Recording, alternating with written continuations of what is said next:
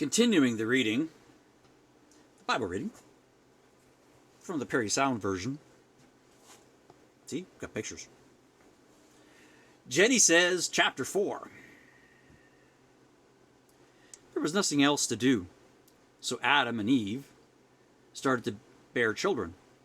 First one bore was Cain, and Eve said, got me a man from the Lord. And they come full growns in them days, I suppose. It happened again. She bare Abel. Them boys grew fast. First thing you knew, Cain was a hoeing and Abel a sheeping. Both boys was smart enough to know where they come from, and took up a little cockleschmum to show God their appreciation. Cain, being a farmer, brung things from out of the ground and out of your tree. Wow. Abel, your sheepish brother, brung along one of his fattest lambs. God liked him best. Cain probably figured on his maker being a vegetarian and was hurt when God didn't seem to cotton too much to the presents he was offering. God said, "What are you moping about with your face on the floor for? You win some, you lose some. That's life. Some days it goes like that. What more can I tell you? From now on, Abel's going to be the straw boss." Cain didn't talk back to God, but he sure had words with his brother, and some action too. When he got through, his brother had been disabled for good. "Seen Abel, Cain?" saith God a little later. Cain said, "You promoted him to head keeper. It's not my job to keep track of him." Saith God, "It's all family, Cain. Aren't you your keeper's brother?"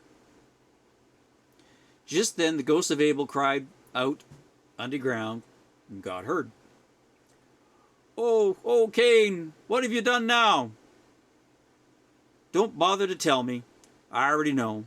I don't like to do this, but I'm going to have to do is curse. And what I'm going to curse is you. From now on, forget about farming because nothing's coming up for you. Get moving." Poor Cain cried out, "How did I know he was going to die? It's new. Nobody ever died before. I'm a farmer, not a traveling man. How do you know I won't die too?" Saith the Lord, "If anybody does what you done to your brother, he's a marked man." And just to show Cain what he meant, he gave him an afterbirth mark on his forehead. Cain went off east to be a farmer in a sleepy little place called the Land of Nod. He settled down, become Citizen Cain. Never done too well at the tilling, but sure got good at rearing and raising little Cain every year. It don't say who he married, but it had to be his sister if you incest on finding out.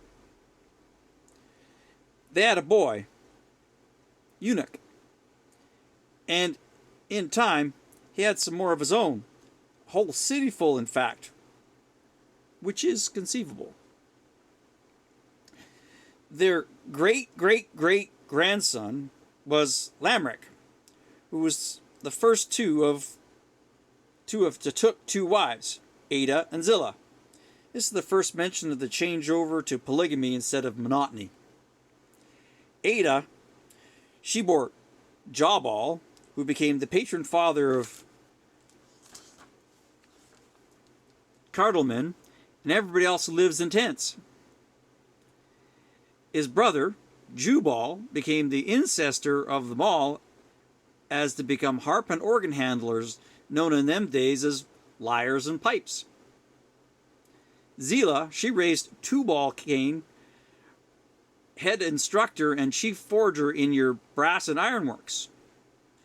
Even old Adam never give up, because Abel got caned. He waited till he was 130, and then Eve got him another boy, Seth, named after the way the Lord was in the habit of speaking to him. That's the end of chapter 4. Wait. I'm losing count. Oops. Parry sound version.